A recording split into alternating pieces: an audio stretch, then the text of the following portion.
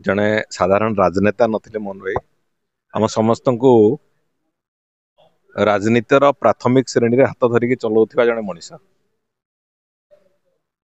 आज गोटे असमय से आम समस्त को छाड़ी जाइछंती। तेणुक आज जेबे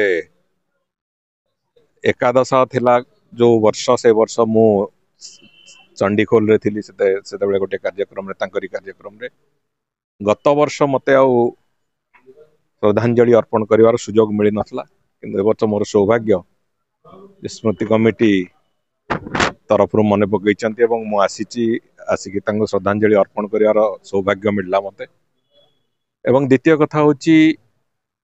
लंबा समय धरिकी जो संपर्क तांग संगे जोड़ी हेकी थिला जोटी देखा हेले से जो बड़ी भाव रे स्नेह बड़ा दीपद कथा कहूतिले कोलाग्रत करुथिले ये कोठ ना कोठी आज पर्यंत भी संपूर्ण भाव मो स्मृति रे रही से कथा मु तारीफ से बाबद रे केवल उपस्थापन कली केवल आज एवं विशेष करी राजनैतिक जीवन रे जो आदर्श को धरिकी मनीष बंचे समाज को आगु को नवा पाए जो परिकल्पना मनीष नहीं कि चले राज्यर विकास को आखि आगे रखिकी जो कथा मनीष धरिकी जीवार आवश्यकता थाए ये कथा गुड़ी को संपूर्ण रूपे जदि मूर्तिमंत प्रतीक भाव में किए सांगे धरिकी पूरा जीवन बंचिचंती से होचंदी मोहन जेना। एवं आज दिन रे आम समस्तंकर प्रार्थना महाप्रभु श्री जगन्नाथ तांकर यथायोग्य स्थान रे रखि थांतु एवं से उपरु आम समस्त को आशीर्वाद करंतु तांकर जो प्रदर्शित रास्ता प्रदर्शित विचारधारा से चलवा आगु को राज्य को लेकिन जीवाई आम समस्त को सक्षम हवाई तांकर आशीर्वाद सब आम मुंड उपर थाउ एवं तांको परिवार को सब बेले ए दृष्टिकोण रु आगु को नवापाई समाज रे प्रतिष्ठित करे कि तांको रखिया पाई पिला मानन को प्रतिष्ठित करया पाई समस्त को तांकर आशीर्वाद सबुदिन पाई एवं भगवान श्री जगन्नाथ आशीर्वाद। मु तो बड़चणार विधायक भाव में गोटे कथा केवल कहि बड़चना माटीर अन्यतम गर्व एवं दुई थर जाजपुर सांसद मोहन जेना आज द्वितीय वार्षिक पुण्यतिथि एवं मोर जहाँ विपद कथा रखिली केवल गोटे कथा गोटे भल मनीष एवं समाज अत्यंत दुर्बल श्रेणी लोक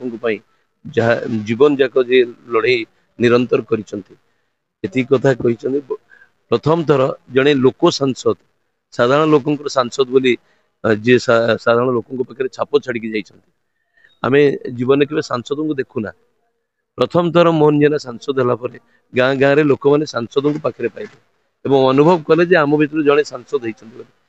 से दी थर सांसद जो विनम्रता जो अमायिक एवं भद्र व्यवहार साधारण साधारण मनीष बंचवार जो तरीका आमको अनेक प्रेरणा देती आज सब भगवान को डाके से भाई साधारण साधारण मनीष बंचवी एवं से भाई मोहन भाई भली विनम्रता एवं अत्यंत तृणमूल स्तर गरीब गुरुबा लोक कम करवा यह ही आम मोहन भाई जीवनी ठू शिखीचु। आज दिन गोटे कथा कहि केवल समाज दुर्बल एवं दलित शोषित वंचित लोक जदि आम कि कम कर आज दिन में मोहन भाई प्रति प्रकृत श्रद्धांजलि हम यह आज ओडिशार गरीब लोकर आशा भरोसार गोटे प्रतीक थे स्वर्गत मोहन जेना आम जाजपुर पूर्वतन सांसद जीवन भरी संघर्ष एवं तांकर जो साधना ये भारी जटिल थिला एवं पिलादिन शेष पर्यंत अंतिम निश्वास त्याग पर्यंत सी गोटे स्वतंत्र वामपंथी आदर्श विचारधारार अनुप्राणित होकर काम करुले साम्यवाद उपर भरोसा थिला विचार थिला एवं सी जो दल रे थिले मध्य परवर्ती अवस्था वामपंथी दलरू आसिक सी जनता दल परवर्ती अवस्था विजु जनता दल पर शेष पर्यंत भारतीय जनता पार्टी काम करिसेंती मु तांको पाखरु देखिछि 20 वर्ष ऊर्ध्वकाल सहित मिशिची काम करिछि किंतु तांकर जो विचारधारा से विचारधारा को से कोठी छाड़ी नांती सेटा हो जीवन वैशिष्ट्य सी विभिन्न बाट बीजेडी रु दी थर लगातार सांसद भाव में निर्वाचित होइछंती किंतु जो गरीब लोक समाजर तले पड़ुवा लोक अस्पृश्य लोक कथा कही न पारुवा लोक ସେମାନଙ୍କ ପାଖରେ ସାମାଜିକ ନ୍ୟାୟ କେମିତି ପହଞ୍ଚିବ, ସମସ୍ତେ କେମିତି ସବୁ ବର୍ଗର ସବୁ ଶ୍ରେଣୀର କେମିତି ବିକାଶ ହେଇପାରିବ, ସାମଗ୍ରିକ ଭାବରେ ସମାଜର କେମିତି ବିକାଶ ହେବ, ସମାଜ କେମିତି ଶୃଙ୍ଖଳିତ ବାଟରେ ଆଗକୁ ବଢ଼ିପାରିବ, ଇଏ ଲକ୍ଷ୍ୟ ନେଇକି ସେ ନିରବଚ୍ଛିନ୍ନ ଭାବରେ ସାଧନା କରିଛନ୍ତି। ସେ ପୁରାପୁରି ଜଣେ ସଂଘର୍ଷମୟ ଜୀବନ ତାଙ୍କର ଏବଂ ଦୁର୍ନୀତି ଭ୍ରଷ୍ଟାଚାର ଆଜନ୍ମ ବିରୋଧୀ। ଟିକିଏ ବି ତାଙ୍କ ଶେଷ ସମୟ ପର୍ଯ୍ୟନ୍ତ ତାଙ୍କୁ ଦୁର୍ନୀତି ଟିକିଏ ବି ସ୍ପର୍ଶ କରିନାହିଁ କି ସେ କୌଣସି ପରିସ୍ଥିତିରେ ବି ଦୁର୍ନୀତି ଭ୍ରଷ୍ଟାଚାର ସହିତ ସାଲିସ କରିନାହାନ୍ତି। ତାଙ୍କର ଆଜି ଦ୍ୱିତୀୟ ଶ୍ରାଦ୍ଧ ବାର୍ଷିକୀ, ଅସମୟରେ ରୋଗାକ୍ରାନ୍ତ ହେଲେ ନିଜ ଶରୀରକୁ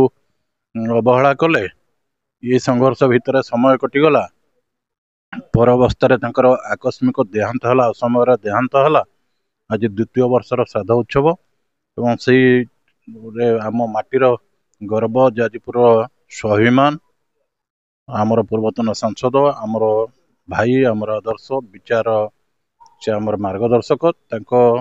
ଶ୍ରଦ୍ଧାଞ୍ଜଳି ସଭାରେ କେବଳ ଯୋଗ ଦେବା ପାଇଁ ବହୁତ ଶୁଭେଚ୍ଛା ଆଜି ଏଠି ଏକତ୍ରିତ ହେଇଛନ୍ତି। ଆଜି ସେ କାର୍ଯ୍ୟକ୍ରମ ଅଛି, ଅନେକ କାର୍ଯ୍ୟକ୍ରମ କରିବା ନେଇ ତାଙ୍କର ବହୁତ ଶୁଭ ଅଛି। ସାରା ଓଡ଼ିଶାରେ ଅଛନ୍ତି, ସେ କେବଳ ଯାଜପୁର ଭିତରେ ସୀମାବଦ୍ଧ ନଥିଲେ।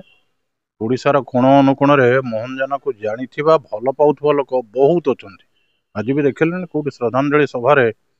ଏତେ ଲୋକ ଆସନ୍ତେ ନାହିଁ। 2 ବର୍ଷର ଏଇଟା ଶ୍ରାଦ୍ଧ ସଭା,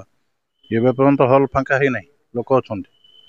ତେଣୁ ଏବଂ ସବୁ ବର୍ଗର ଲୋକ ଏଠି ଅଛନ୍ତି, ସବୁ ଶ୍ରେଣୀର, ସବୁ ଦଳର, ସବୁ ବର୍ଗର ଲୋକ ବି ଅଛନ୍ତି। ଏଇଟା ହେଉଛି ତାଙ୍କର ତ ଚରିତ୍ରର ବୈଶିଷ୍ଟ୍ୟ। ତେଣୁ ଅନେକ କାର୍ଯ୍ୟକ୍ରମ ଅଛି ଆଗକୁ।